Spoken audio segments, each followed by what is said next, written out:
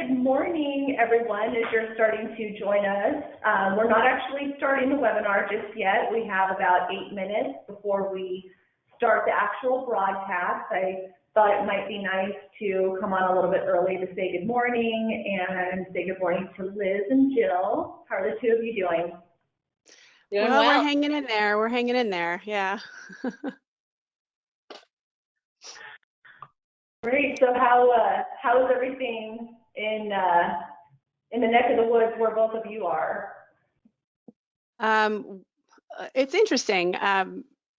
Here in Texas, or at least where I am, I feel like things are very, very different than where my family is on either of the coasts. Like everything's sort of in gradual shutdown mode, and so a lot of things are still open, and a lot of schools are on spring break, and as of right now are scheduled to go back, which may not happen. And I just kind of feel like it's a little bit of a different vibe than my family, for example, who's in New York, where it's just nothing's open, there's no school, and it's interesting to see the different ways that different locations are kind of handling this. And I suspect fairly soon we'll be in shutdown mode as well, but for whatever reason, it's just a little bit slower where I am. I don't know. And you're in South Texas, correct, Liz? I'm in Central Texas, so Austin area, yeah. Yeah, here in northern Colorado, we were pretty much normal. We could go today, and everything was moving right along. And then a week ago on Thursday, we found out the first confirmed case in our county, and schools shut down right then and there. So there wasn't really a lot of warning at all. And they closed throughout this week, and then our scheduled spring break was next week. So we knew we were going to be closed through there. And now, as of yesterday, the governor of Colorado has ordered that all schools in Colorado are closed through April 17th. So our district is looking at officially starting remote learning on March 30th. But it is very interesting, like you said, depending on the state you're in and depending on the city and county that you're in, your situation right now can be very, very different. So I think this is just, it's a day-by-day thing right now. How about California right now, Amber? Well, California, I think Northern California started kind of closing, or at least the Bay Area started closing down last week, and then it trickled to us in Orange County more towards the end of last week, and then this week has just been kind of a full shutdown. And I am starting to get messages here from attendees saying that they can't hear anything. That's very strange. Okay. And we have, does everybody have, speakers turned on? My audio is on, yes. Mm-hmm. Yes. If they can't hear anything, it may be a function of their, it could be either, a function of the webinar program itself, because all of our microphones are green, indicating that they're active. Yeah, so we are hearing from attendees that they can hear us fine. Okay. So I don't think it is problem with our connection, but I am moving my speaker closer because apparently I'm a little quiet, so I can speak a little louder. Okay. Part of the fun. Somebody mentioned that they had to go to help and do a sound check, and that worked. I'm gonna post this in the chat function, just for the people who can't hear what I'm saying. Okay. Yeah, we definitely want everyone to hear. It's amazing. You can really see how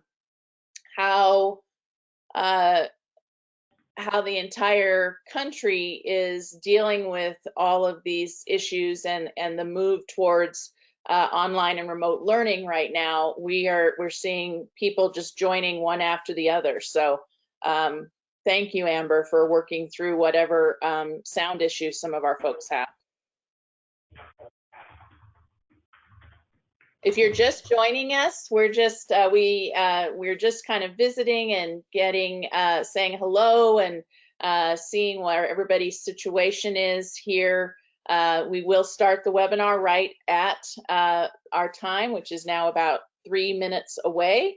And we're so grateful to have all of you join us. This has been a webinar that a lot of folks have signed up for, and we are really looking forward to sharing some ideas, but also to just networking and hearing from all of you. That's something that we hope that as you participate in the webinar today and then get our follow-up email, that you'll also share with us either in the comments section today or in emails to us that follow up really what's happening with you and kind of some of the things that you're doing.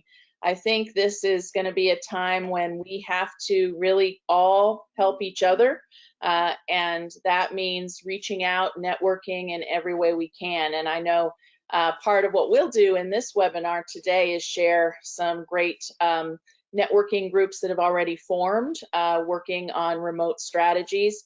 But this is also a great opportunity with so many folks attending today's webinar. So please feel free to share things and ideas and thoughts that you have in the comments section, but also in the in any kinds of contact with us. We want to try and really pull people together, and social media is obviously an awesome place to do that as well.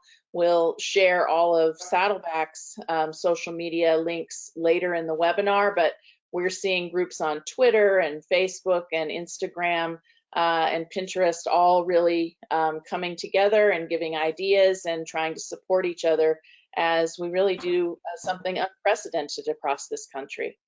Liz, what are you seeing? I know you've been working in some of these network groups.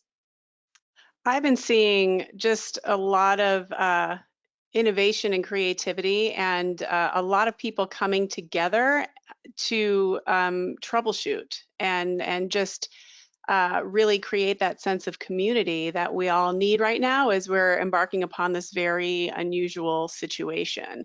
And so people are talking a lot about different tools that they're finding useful, different technology tools for sure, but also what about those kids who aren't connected? What can I do for those students as well? And of course, it's totally a work in progress, but one person will contribute one little idea, and then it just sort of starts to blossom and through conversation and people just kind of brainstorming together, which is really fantastic to see, because I think we definitely are going to need to rely on each other's creativity and brain power and come together as a team to figure out how to make this all work. So it's pretty encouraging, and it's in some ways it's exciting. Underneath all this anxiety about getting everything going, it's really nice to see everybody being so supportive. Absolutely. All right, well, Amber, I see that it's time. So do you want to kind of officially start us up? Absolutely. So for those of you who don't know me, if it's your first time joining one of our webinars, my name is Amber Dormanesh, and I'm the operations manager here at Saddleback Educational. I am in our corporate office today in Costa Mesa, California, and you can kind of see behind me, we are in an empty office because, like all of you, we have implemented a virtual workforce. So just like all of you, we are trying to kind of figure out what we're doing and doing the best we can. And we're so lucky that we have a customer service team that is able to continue working remotely and assist you with anything you guys might have coming up. We very much encourage you, as the questions that are coming in right now are incredible. And I just want to Thanks. So we have so many people from all over the world that have joined us and are saying where they're from, and it's so great to see all of you. Thank you so much for joining us. We will have the chat function going the entire time, so I very much encourage you to use that, use the questions. We're answering them as quickly as we can, and it's just like Liz and Jill said, it's so important to open the dialogue right now as all of us are learning to navigate this new classroom experience. So with that, take it away, Jill and Liz. Well, good morning, everybody. I just wanted to take a minute to introduce myself because Jill's actually going to start us off with the content in a minute, but I wanted to say hello because I know a lot of you know Jill, but not many of you may know me since I do most of my work for Saddleback here in Texas. I'm a literacy specialist, and I work with a lot of teachers and districts down here in Texas on implementing our Hi-Lo materials. So we're very excited that you have joined us today. Please feel free to use that chat feature, as Amber said, and you know, just engage because we definitely need that right now. A little bit later on, I'll be talking about some options and some good tools and things that I've picked up just by listening in on some of these forums and network groups, particularly for those of you who have students who aren't connected.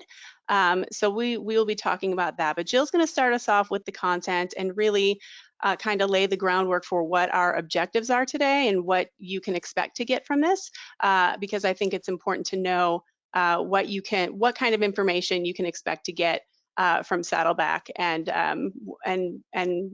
frankly, what is probably best left to maybe some other folks or just through teamwork and networking. So Jill, take it away.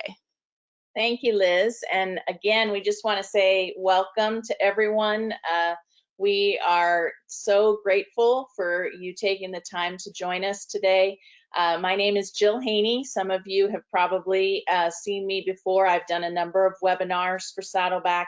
And I do want to just give a quick shout out that all of our previous webinars, which include a lot of great strategies that you know, include comprehension, fluency, writing strategies, are available still free on our website. So if you go, you can still grab all of those webinars. So in the coming days, as you're looking for ideas, know that you have those to access. My location, I'm a remote employee all the time, and I work in northern Colorado. And so this switch to remote work has been a pretty easy one for me, except for the extra layer now of the fact that my kids' schools closed a week ago.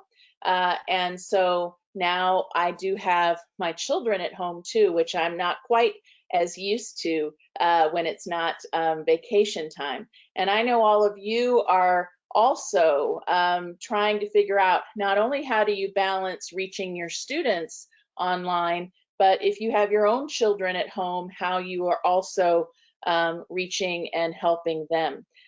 So today, our real objectives are going to be to, you know, first kind of just lay some groundwork and share a couple of really good strategies, which you may have been used to using somewhat even in your own classroom. But then we're going to really switch from that to how they can be delivered remotely.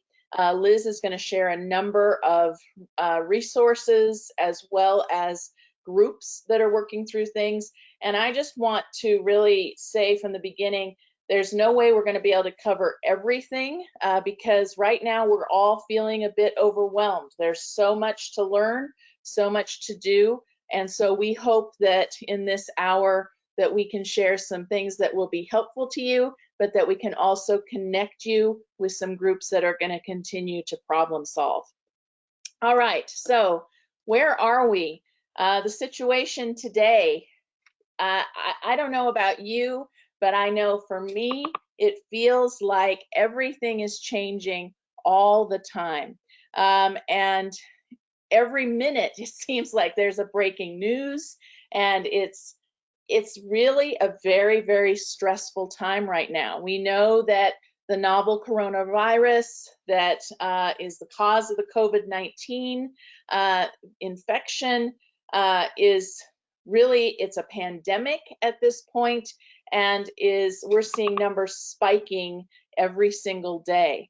We're also seeing that panic that comes from an experience that no one's quite ever had before and not sure what they're going to do about it. As I mentioned earlier, I'm in northern Colorado, and so you see there next to the breaking news a scene right from my state, where we have National Guardsmen taking drive-by testing for the virus at one of our Coliseum parking lots down in Denver. And I know that we're going to see more and more of this kind of drive-by testing going on in the days and weeks ahead. So what we really wanted to start with today, because we have so many of you here from all over the country, is to get a sense of the situation where you're at. So Amber, if you could share with everybody our first poll, let's hear what is happening with the folks that have joined us today. Absolutely, we'll get this up. Which of the following best describes your current teaching situation? I'm already teaching remotely with district curriculum. I'm already teaching remotely with my own lesson plans. I will begin teaching remotely very soon and need a plan. And the challenge is that my students aren't digitally connected. So let's see where we're falling. Okay, give it a couple more seconds. All right, let's see what we have.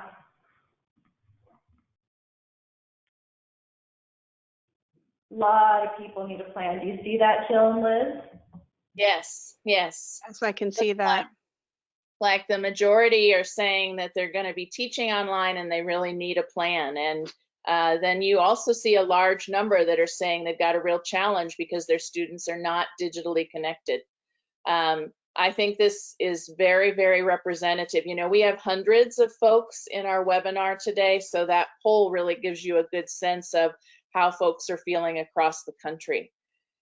When we talk about learning remotely, I love kind of showing these images because we're really talking about two very different potential approaches, right? You've got the folks that are digitally connected, where they may be learning remotely from a laptop or an iPad, and the students may even be still in class with you, where you're conducting a classroom online.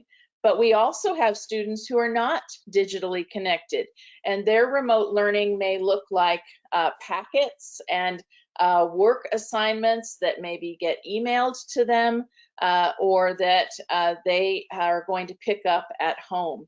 And so when we talk today about some of these ideas, I'm going to be, and Liz as well, are going to be talking about both the way these could be delivered from a digital connection and from a not connected sort of situation. So one of the things I always like to be our basis is whether our students are in the classroom with us or at home and learning remotely, we know that reading is the key to all other learning.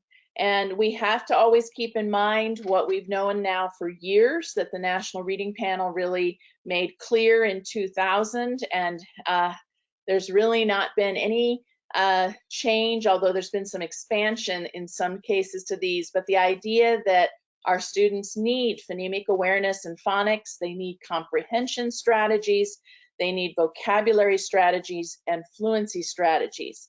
And so we always really here at Saddleback, reading, of course, is our #1 business. We are a publisher that does Hi-LowBooks and vocabulary cards. And so we really want to focus today on reading and what can we do to keep making sure that students are involved. And so I like to come in with this idea of engagement, because when our students are remote, there's a few things that we have to keep in mind. We need them still participating, because it is through participation that we get proficiency. And so it is so critical that whether our students are digitally connected or not, that we make certain that they are actively participating in their remote assignments, because it is through that involvement, through that active kind of dialogues and work, that they are going to increase in their proficiency skills. And I love this quote from Dr. Guthrie from the University of Maryland, College Park, with the idea, again, that participation is the key to proficiency. One of the ways that we know, and those of you who have been teaching certainly know this from the classroom, that one of the best ways to make certain our students are participating and that they are engaged is to use manipulatives. And in the classroom, that can be a lot easier from our perspective of we have different manipulatives that we could get out and have students experience. So we then had this question, what happens when they're remote? The fact of the matter is our students still need this. When we talk about our students, especially our students who are not digitally connected, we need to make certain that the activities they do are not just rote paper and pencil worksheets, because those tend to actually limit engagement. They tend to sometimes have students kind of turn off from thinking. We want our students engaged, thinking, and that means that as much as possible, we still want to stick with multisensory and hands-on activities.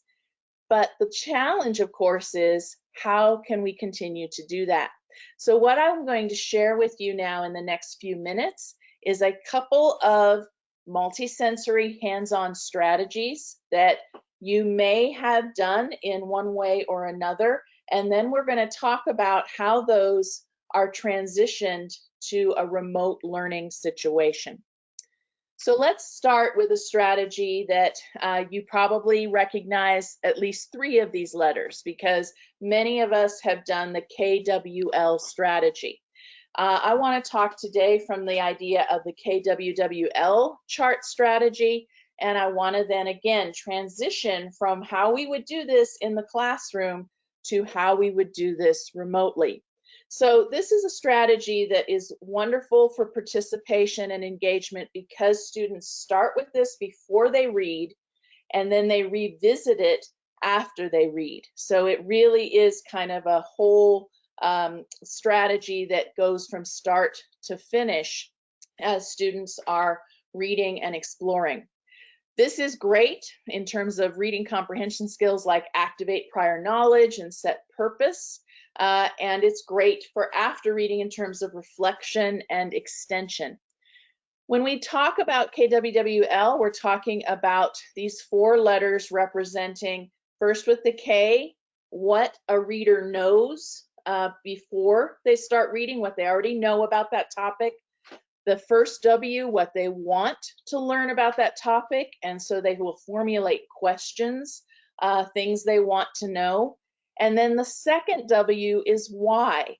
Why do they want to know about that? And sometimes this is the second W is the one that may not be as familiar to some of you in this strategy, but is so critical because it really, again, gets those students having to think deeper.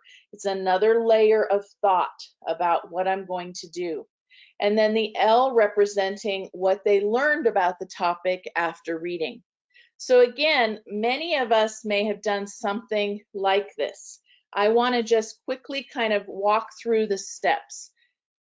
In a classroom, we may have actually done it on a chart itself at the front of the classroom, or given students a blank sheet of paper. In the virtual world, we may now be transitioning this to really a virtual whiteboard. We're going to have students, no matter what medium they're using, whether it's paper and pencil or a virtual whiteboard like Trello or Padlet, or some of these others, and we'll share more of those as we move through this particular webinar. we're going to have them draw 4 columns and label each one with a letter, KWWL, and then we're going to guide them to choose a book or text selection. Now, I know from the questions we've heard from all of you that you're already wondering, how are my students going to access books? And we do have some ideas as we move through this webinar for accessing text online, but we do want to try, if possible, with this strategy to have students have choice and choose their book themselves or their text selection. Then we're going to have the students fill in their first 3 columns of the chart. So they're going to say, what do I already know about this? What do I want to know about it? What do I want to learn? And why? Why do I want to learn that? And then we'll provide time for reading and finally following up with that last column of the chart. Now, there are lots of ways to modify this strategy, and I want to give a shout out to Emily Francis, who is an ESL teacher in North Carolina. You'll see her Twitter handle there. And Emily has been doing a lot of these hands-on strategies every day in the classroom prior to all of the different shutdowns. This is a photo of one of the charts that she did that is a variation on the KWWL chart strategy. And what I love about this photo that you see from Emily's classroom is she's changed the questions up at the top so they fit her. And I want to say that the beauty of this is once you have the idea of the strategy, it's really up to you what those questions are as they relate to what you really want the students to be focused in on. And then you'll see the other key is that she had each student take sticky notes and had the students as a class fill in the chart with each of them writing answers on a sticky note and then placing that on the chart. Now, the beauty of this is we can do this virtually with these virtual bulletin boards like Trello or Padlet. We can have students adding their own sticky notes essentially to each column and still having kind of a group KWWL chart strategy. Another thing that I like to point out with the KWWL chart strategy is that you can add some different letters in there and change it up tremendously. I've seen a lot of teachers who will use the H, where it's kind of a planning piece. How will they find out about the topic? So they have to do some pre-planning, some thinking about where am I going to get this information? Or if it's a nonfiction book, it may be, what am I going to look for? Am I going to look for subheads or graphs? You know, how am I going to find out the information that I want to learn? A is another good one because it's about extending. It's the actions that they can take after learning about the topic. And so often we are always thinking, okay, how do we get kids to extend beyond just this learning opportunity? And when they have to think about what can I do now that I know this, what's my next step? Then we're asking them to do some of that extension. And Q stands for additional questions that they may have about the topic. So what does that look like virtually? Here is just an image from Padlet that Liz and I did and talked about and put together. Liz, you can see, was logged into her Padlet account and put together the KWWL chart with the different pieces and started to show how different students in her class can add their own cards or sticky notes. And this works the same way with many of these virtual bulletin boards, whether it be Trello or Padlet or others. And I want to kind of give a shout out to the fact that in your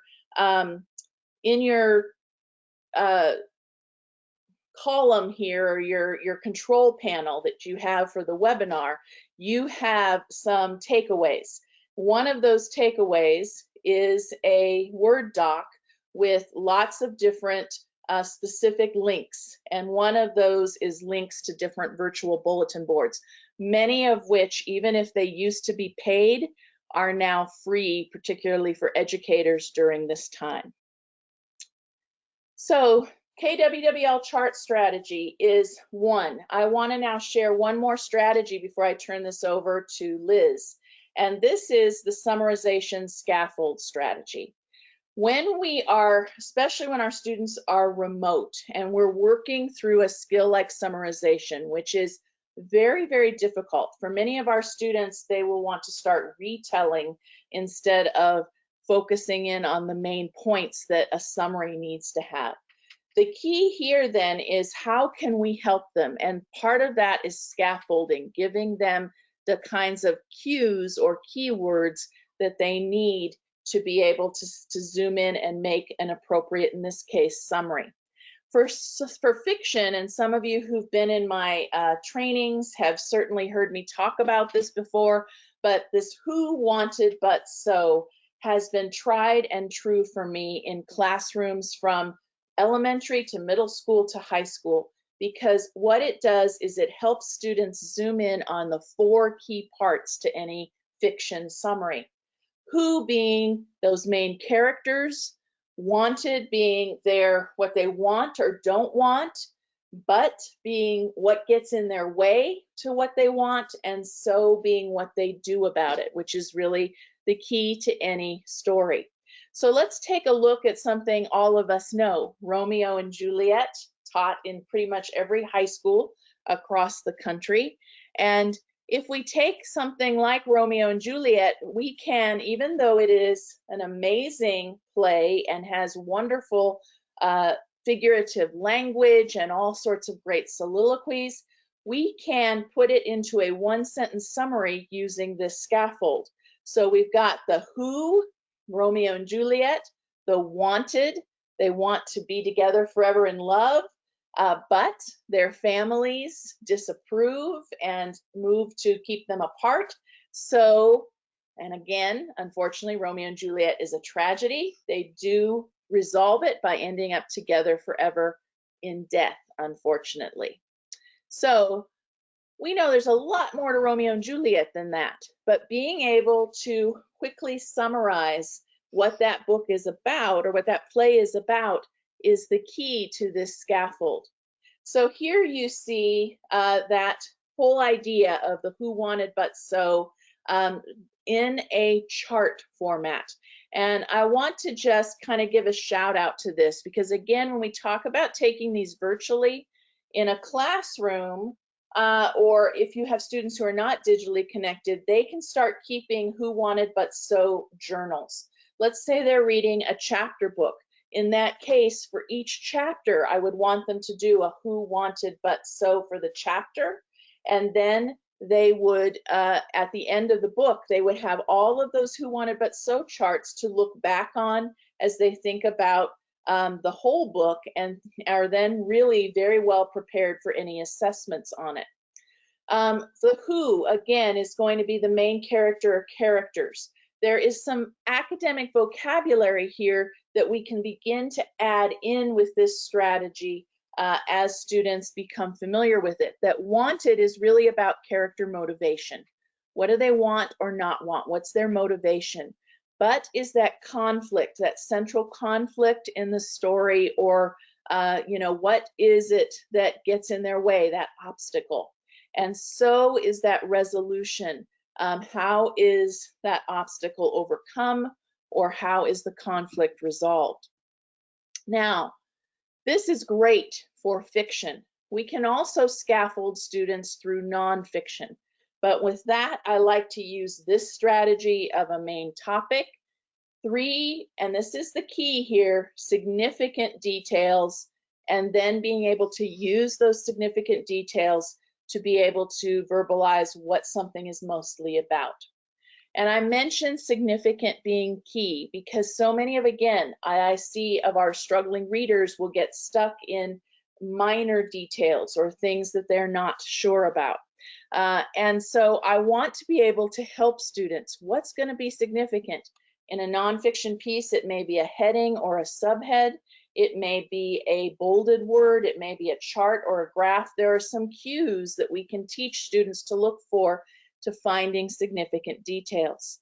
So here's a nonfiction book I wrote on homeless teens in the US. I wrote this to be at a very low emergent reading level so that students could really access it, but also be thinking about something that was very much a real issue in the United States. And if I use this scaffold here, I know that it's the topic is homeless teens in the US. But what are the significant details? Well, having written the book, I can tell you that they are things that we see photographed in these pages. So students kind of have a visual cue. They also are going to see highlighted words that are going to give them cues to what are significant.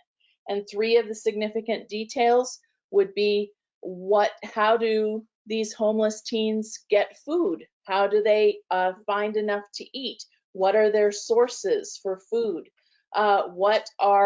Another detail would be, how do they get a place to sleep? Where are they able to find shelter? And finally, another detail is, how then do they keep up with basic grooming?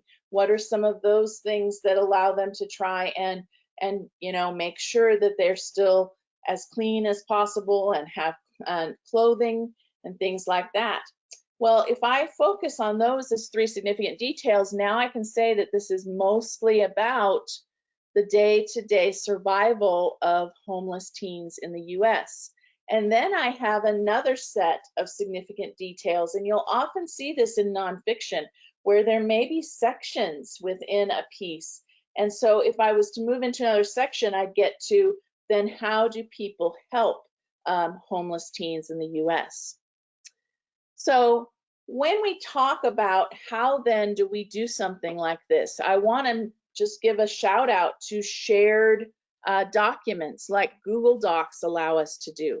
These are great, even though we've been using them for lots of different things now for a number of years. When we're talking about remote learning now, think about how our Who Wanted But So charts can now become virtual through something like Google Docs. I also, and I know Liz is going to give some more specifics here, want to just mention that in this remote time, video conferencing and live streaming kinds of lessons where these strategies that we just talked about here, how do I make sure students know how to use them?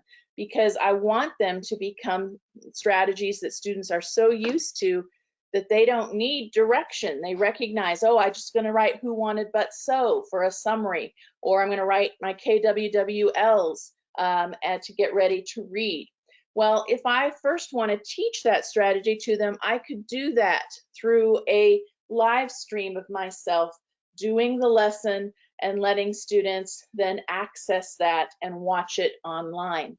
And I can do more discussion about individual assignments through video conferencing as well. So Liz, I'd like to now pass this baton back over to you so that you can really talk about some of these specific programs and applications that you know of for these different ways to remote deliver instruction. Of course. So some of you who have maybe joined us kind of midway today, what Jill has done is she has gone over some great reading comprehension strategies that are multisensory and that are tried and true, and many of you already know them from teaching in your classroom. And the reason we chose the KWWL and the summary scaffolds today is because they do lend themselves quite nicely to teaching remotely given the tools that are out there. Now I understand that many of you out there right now, you may not necessarily be thinking about instructional strategies. You're more at the stage where you're examining the landscape of tools that are available to you and trying to decide which tool is best for delivering instruction. So the nice thing about having a couple of strategies in the back of your mind is that it allows you to narrow down and prioritize given the vast number of remote delivery tools that are out there. So any kind of virtual bulletin board is a fantastic tool. Jill mentioned Padlet, Trello, there are several others. I did compile, as Jill mentioned, a list of these tools in a handout that is in your control panel, and this is for informational purposes. We're not endorsing or suggesting that one is better than the other, but we wanted to point you in the right direction so that you have a few options to consider when you're looking at virtual bulletin boards. And any sort of virtual bulletin board is going to be great for essentially anything that you would do in your classroom in chart format. Think anchor charts or a collaborative, any sort of chart paper collaborative document transitions nicely to a virtual bulletin board. Google Docs, as Jill mentioned, is a nice straightforward one because many of us are familiar with that already, especially if we use Google Classroom or our districts are very involved with the Google suite of products. It's one that you likely already know how to use, and so that's a good place to start if you already have some familiarity with it. But then, of course, we have to think about, as Jill said, how do we deliver this lesson?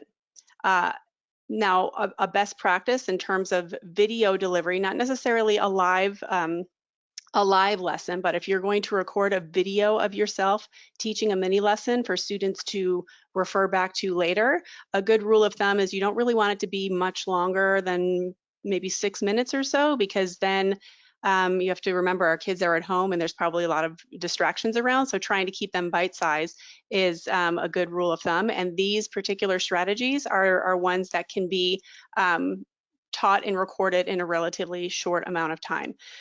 So if we're talking about doing a live video lesson, one of the biggest and probably the most popular tool out there right now is Zoom. I know a lot of you are either looking into Zoom or you're currently using Zoom to do your live lessons with your students. But some folks are also looking into some other methods of delivery, such as even YouTube live streaming. Now, there are pros and cons to that.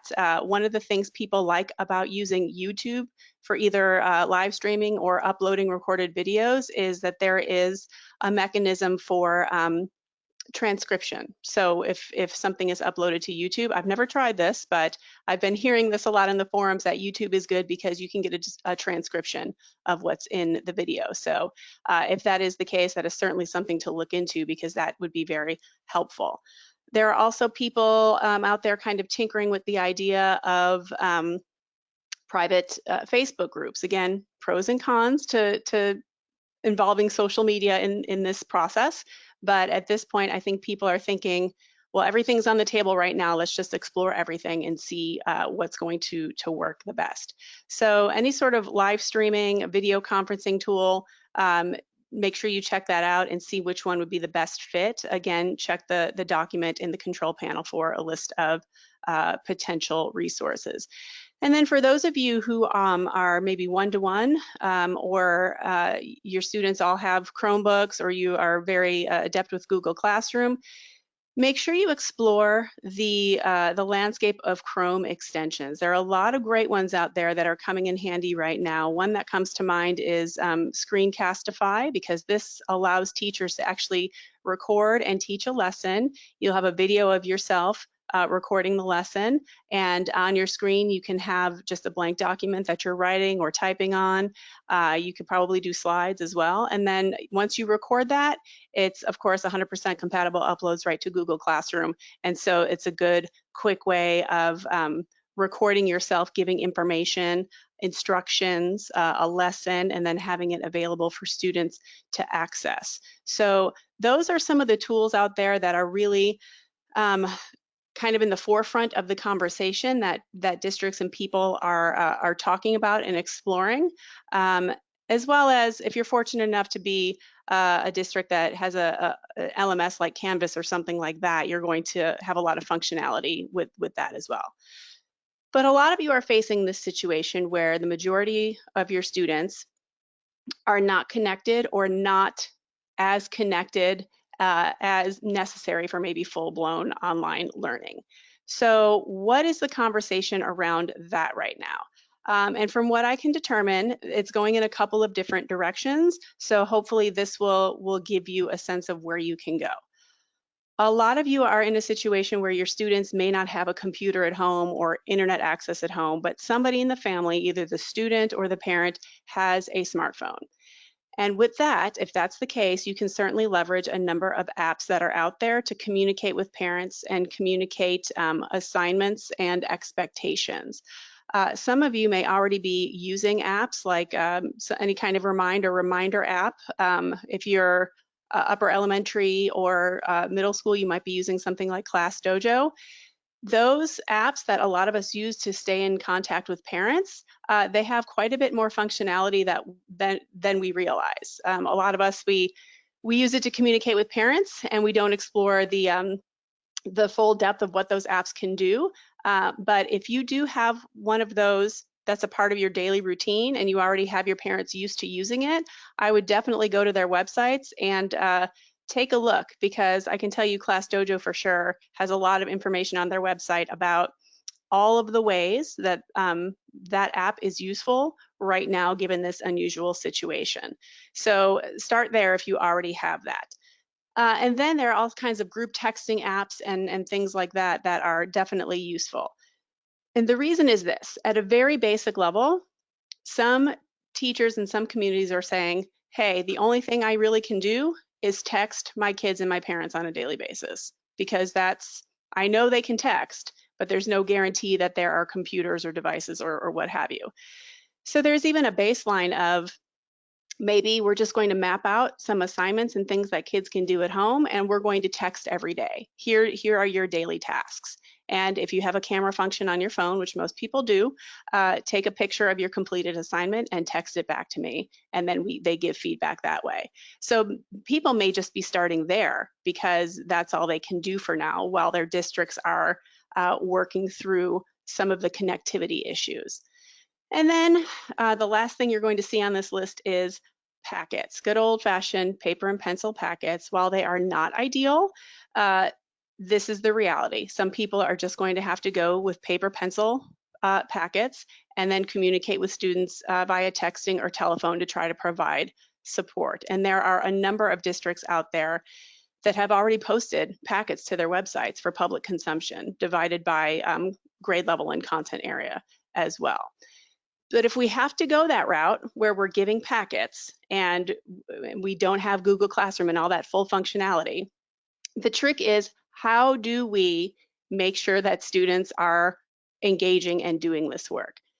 And there's no bulletproof answer to that, but we can go back to what the research tells us, which is that choice is a huge motivator. So, and it's just, I think it resonates with most of us. We like to have choices in our daily lives. And since we know that that is typically what works, it's worth trying in this particular situation. So we know choice works, and we know that if our students are going to be at home and they're going to have a packet of things to do, it's probably going to be helpful to give them a choice of which of those things to do. And one of the best ways to do that is the good old-fashioned choice boards. Now, these have been around for quite a while, and some of you may be thinking, oh gosh, I didn't think of those, I forgot about those things. And some of you may already be creating choice boards to send home with your students. We have a few examples of choice boards for you here today. We have the task list, the menu, and the TIC-TAC-TOE choice board. We do have templates of these for you in the control panel, so everybody's going to have access to these if you wanted to use them. They're both in PDF and PowerPoint format. We put the PowerPoint slides in there because while this is a great thing that you can do and send home in paper, pencil format, it is also something that transitions nicely to digital platforms as well.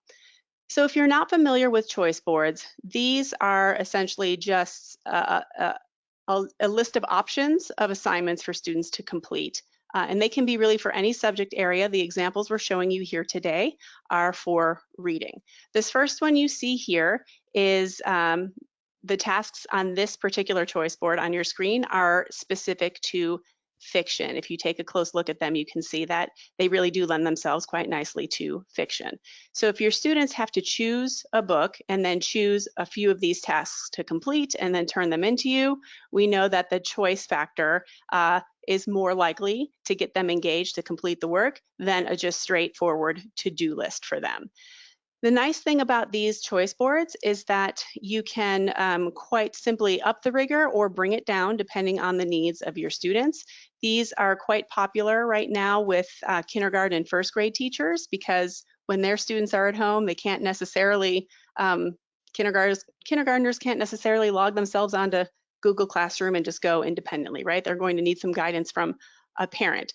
So when you have something like this, that is so flexible that it's great for kindergarten through high school, it's definitely worth taking a look at.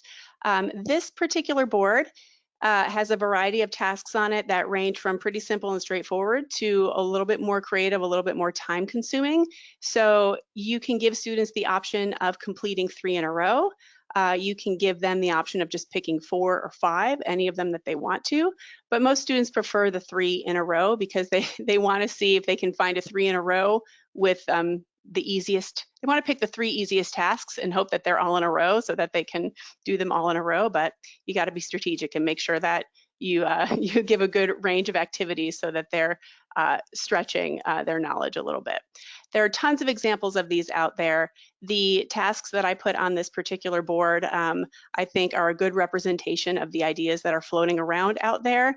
If you're looking at them and you think this is too hard for my students, for sure there are samples out there that have simpler, more straightforward tasks that you might want to take a look at. So let's take a look at a nonfiction task list. So this is the task list choice board. In this case, the setup of this one is a little bit different because we have a must-do side. And then the students on the right, they get to choose 2 of 4 activities. This is a nice option if you are teaching a particular skill and you need a quick formative check on if whether or not the students are learning, then you put the must-do tasks around that particular skill because you need the data on that skill, but you're still giving students the choice of doing their own, choosing their own assignments on this one. So this is good for teacher, good for student. And then finally, we have the menu. So the menu is just really a variation on the task list, and we have it in the with the food theme. So in this case, you can direct the students to choose 2 appetizers, 1 entree and 1 dessert, or what have you. And it's just kind of a more fun theme. I feel like the upper elementary grades 4 through 6 probably get into this idea of having their task list be more meal oriented. But either way, this kind of links back to what Jill was saying, because earlier we talked about multisensory strategies, and the variety of choices on these boards appeal to a variety of different learners. So some of these tasks are like, you know, create a playlist of songs that represent the characters or that you best think would go with the book. That's fun for kids because they like to bring in their taste in music. And it can be very simple, like creating a Venn diagram. So the element of choice and the element of students getting to use their creativity and imagination here is really helpful when you're thinking about what can I do if I'm not there with my student every minute of the day to make sure that they're engaged. No, of course, there are no guarantees. Everything is changing day by day, but we can rely on this notion that choice is going to help students stay engaged. And beyond that, whatever we can do to keep the students engaged and reading and maintaining their learning for the year, that's a win. So that's what we have to consider. Okay, so that's what we have for the choice boards. And remember to check your control panel for those templates. It has been a whirlwind past couple of weeks, and there are a ton of helpful resources out there. For those of you who are really just desperately looking for ideas and connection, and you just need to, you know, put your idea out there and your question out there to a group of like-minded educators, we definitely encourage you to check out these resources that you see listed here on the screen. There are a number of Facebook groups out there, and there are more and more by the day. And there is a fantastic amount of information out there. People are uploading lessons, they're uploading files, they're uploading templates. they're talking about resources that they're trying to use.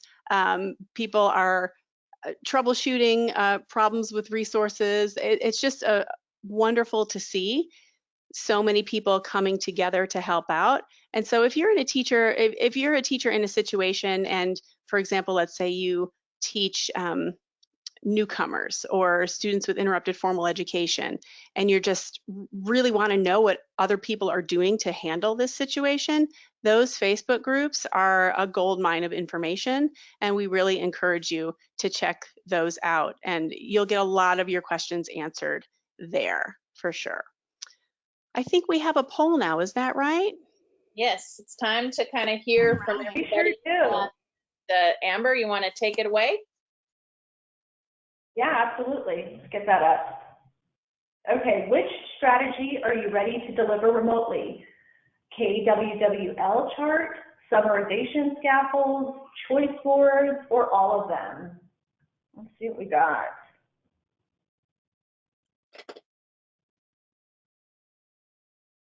This is going to give us just some great.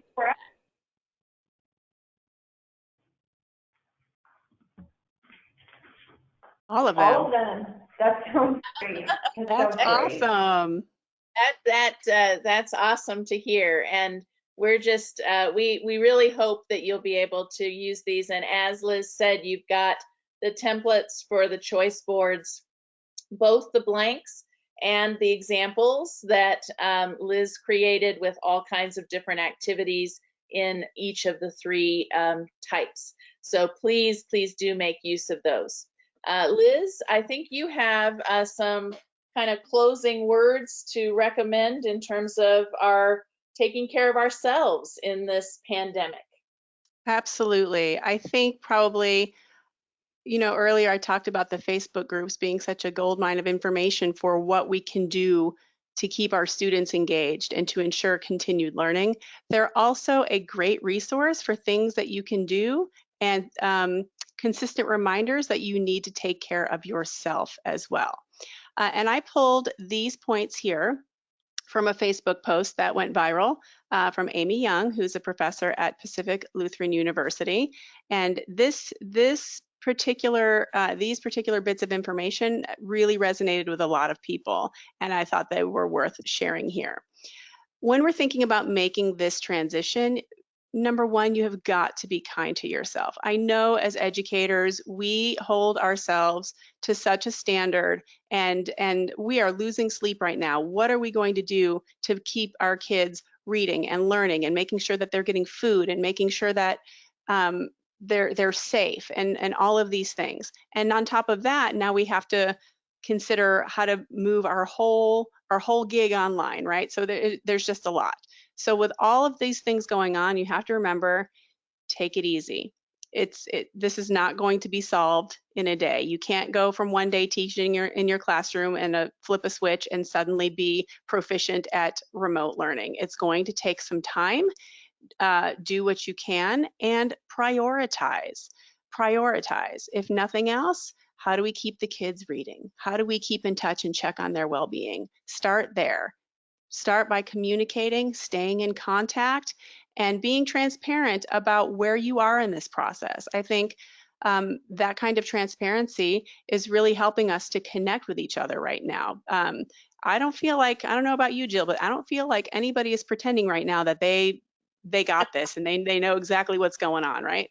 So we have to be transparent with each other and talk about where we're struggling and what roadblocks we're hitting, and then work together on that. For those of you who are doing videos, try to make sure they're short. I touched on this earlier. Keep in mind we have parents who are working from home and who also have multiple children at home trying to learn online. You may be teaching yourself and you're trying to teach other students, and you have your own children at home trying to learn online. So bite-size pieces of lessons and information is probably the way to go here. So it goes back to being kind to yourself. Let's not overload ourselves with too much in a new platform. And speaking of a new platform, if you are delivering instruction online and it's new for your students, let's make sure that the assignments are no stakes or low stakes, because this is a different environment and they need some time to adjust. So lots of deep breaths and just make sure that we're doing what we can and take it one day at a time. And together we're going to figure this out. So, and by the way, I haven't been able to see any of the questions or the chats coming in, but I'm hopeful that you've been submitting ideas and questions and sharing what you're doing right now. If we mentioned something and it resonated and you're, oh, I'm doing that, or I've tried Padlet or whatever, it'd be cool to know how familiar you guys are with some of these materials. So I think Absolutely. The question. there's been a lot of questions. So Amber, Yeah. what are some of those questions that have come through? Yes, there are a lot of questions. So bear with me as I start to kind of read through these.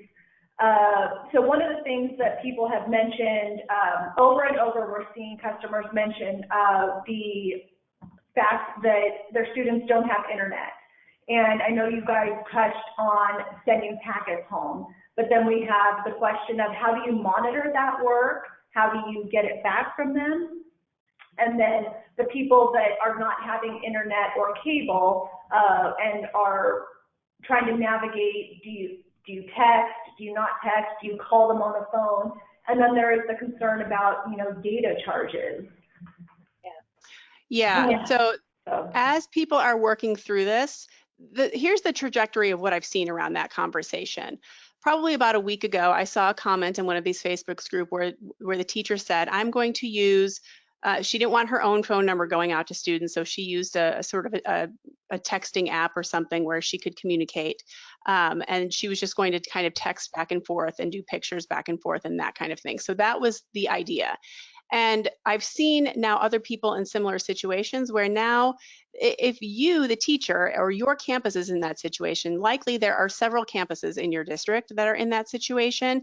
And this is something that needs to be solved essentially from the top. So now districts are coming up with ideas for hotspots, so to speak, where people can come in staggered groups for appropriate social distancing to either connect or turn things in or meet with a teacher at an appropriate distance, of course, to get that feedback. So I think the idea at this point, we're not supposed to be in large groups of people in close quarters for long periods of time, but there are districts that are exploring this idea of, can we set up a place, and would it be okay if CDC approved for people to come a little bit at a time to use a computer or to meet with the teacher and have a quick conversation? So those conversations are happening. I don't know the answer to whether or not that's okay, but I can tell you that people are exploring that because this is an issue. And texting and taking photographs of work and calling, they're all good ideas. They're all starting points, but it's probably not something that's going to work for everybody. And the solution will come, I think, in time. And I wish I had a more direct answer for you, but those are the bits and pieces of conversation that I've been hearing around solving that problem. Yeah, I think, I want to give you kind of just a quick snapshot of what I'm seeing right now in my district here in northern Colorado, where that exact issue has come out. And so one of the things that they've done is set up a series of parking lots within the district that will be areas that will have kind of an internet connection there, like Liz was just saying, a hotspot. And they also have a couple of community touch centers that folks can go to and get packets or check out an iPad if they don't have an iPad or other kind of mobile device, and also kind of check in. And it was interesting this morning because just yesterday, the governor of Colorado made an executive order that said all schools across the state would be closed at least through April 17th. So we all got emails this morning that were from teachers, and one of the requests from the teachers was, please email me back, because the district wants to know that we have made contact with students. And so, this is, as Liz said, we are all trying to figure out what is the easiest and best way to reach students, but it is going to take coordination. And I also have started to see some community groups starting to come forward. For example, in my town, there's already been 2 or 3 local restaurants who have said, we will help with getting meals out to kids. So from a certain time each day, kids' meals are free, whether you order an adult meal or not. And I think we're going to start seeing more and more of these kind of, recognizing it takes the whole village to really help our kids. But I just want to stress, as Liz said, we're not going to have all the answers ourselves. And so we really have got to network. And those Facebook groups have been amazing to watch what kind of discussions are happening there. Other questions, Amber? Yes, the next question I have, is it important for students to write their own charts, or is it an option to send a chart pre-made? I'm wondering about my students who haven't used charts before. What do you think, Jill? So I think, this is where we kind of talked about that combination of you can send the charts, but also teaching the students through a quick little recorded video of where you're teaching them how to use it, or laying it out kind of step by step what the expectation is. The other thing, Liz, is this is something I've always tried with my students when I'm just teaching them, is how can I make it as simple as possible with the first ones? It may not be, that there is as many choices as we saw on some of those choice boards with my first choice board templates. What do you think? I was thinking about when I would teach the strategy with my students, and of course they were younger, but I would do one column.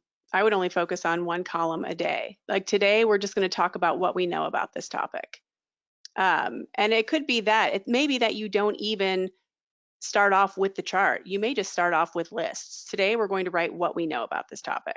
Next day, tomorrow, let's write what we would like to know about this topic. And so that way, what you are just, when you're starting, you just have essentially 4 separate assignments that are 4 separate lists. And then you can work on kind of consolidating that information into a chart.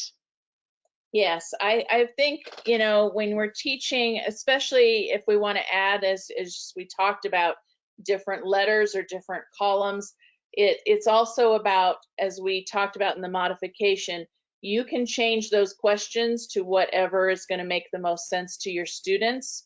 And I love that idea, Liz, of just kind of one question a day, and then helping students see how they can add their answers from each day's questions, and now they can create them in a chart format.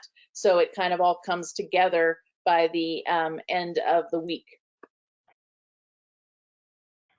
Okay, and one of the other really important questions that we're seeing come up is with regards to ebooks. Where can my students find free ebooks online?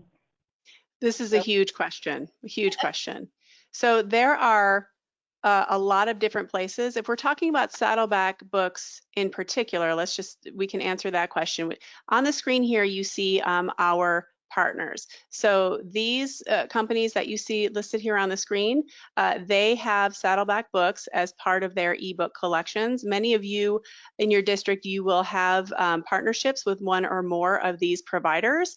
So we encourage you to reach out to them and see what their terms and conditions are, and because you may be in need of these titles, and we know that a lot of these companies are day-to-day kind of working within the current situation to try to help out school districts. So if you're looking for Saddleback, this is where you want to start and talk to one of our partners.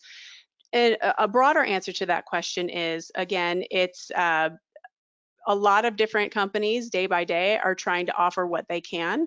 And I've seen in the networking groups everything from, Overdrive for the local library to Audible, and I think Scribed is another one. These are audiobook companies that are normally paid apps, paid subscription services that may have different terms of conditions right now due to the circumstances. So those are things to look into as well.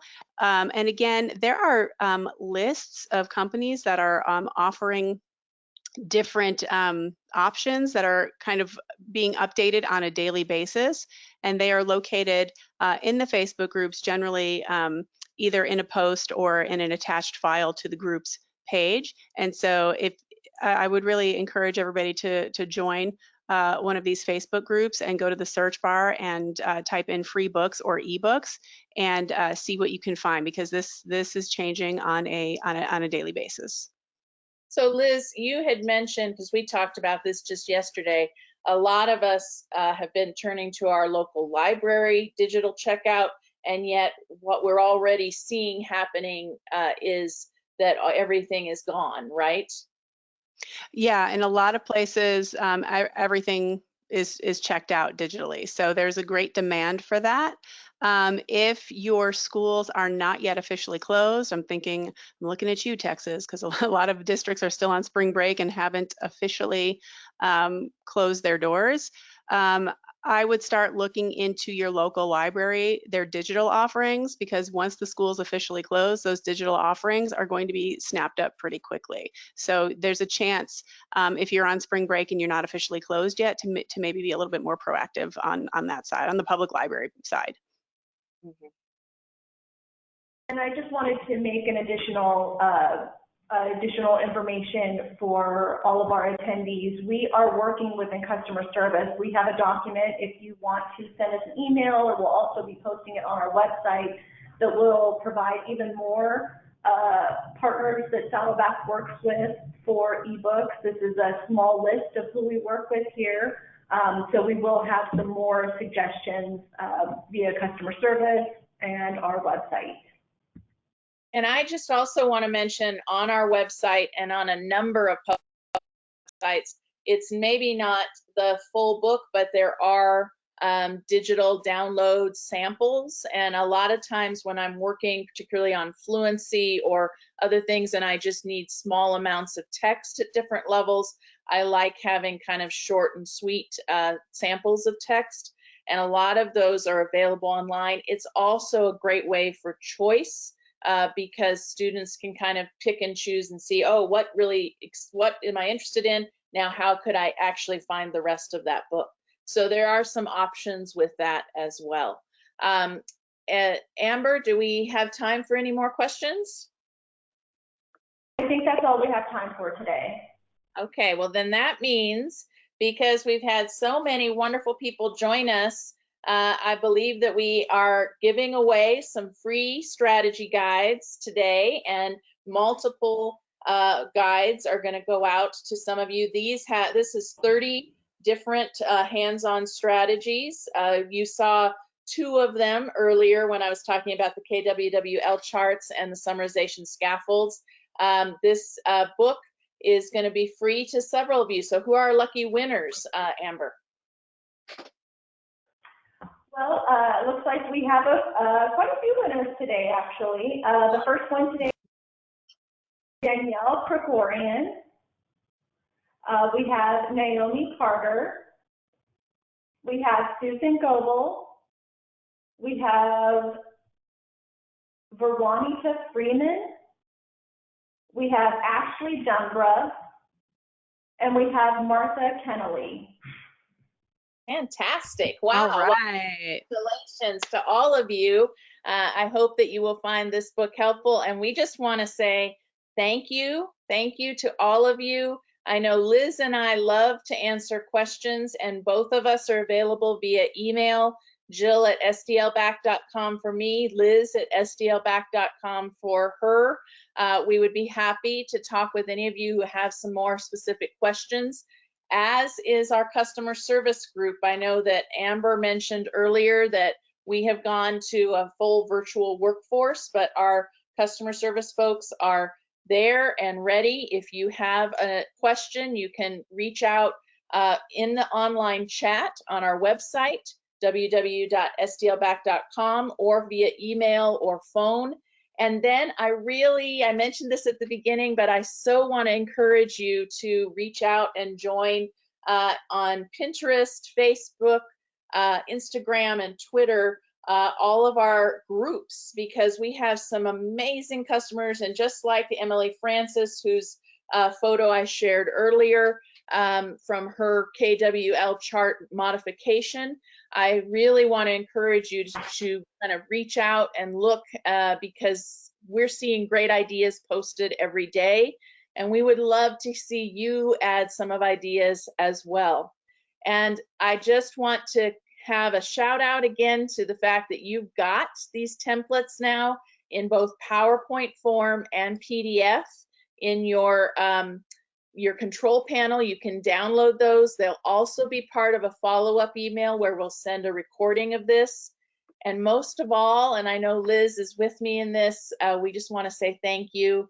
And not only thank you for joining us on this webinar, but thank you for persevering. This is a tough time. This is not easy for any of us. We are all learning as we go. And I know how many, I started my career in inner city San Antonio, and I know how many of my students I had a lot of difficulty reaching digitally. And now that feels like they're so separated from us, and you guys are the ones who are lifelines to them. And we thank you for the work you're doing to help our students not only stay connected, but also stay healthy in the next coming weeks. Liz, do you have anything extra? Just echo everything that Jill said. Thank you so much. And please remember to take care of yourselves through all this, and be patient with yourself and with your children if you have children at home who are trying to embark upon this as well. It's just, again, a lot of deep breaths, and just be kind to yourself and do what you can. And definitely reach out with questions, because we love to be able to help and support during this time. Yes. Absolutely. Our customer service team is online and chatting. If you do give us a call, we will call you right back.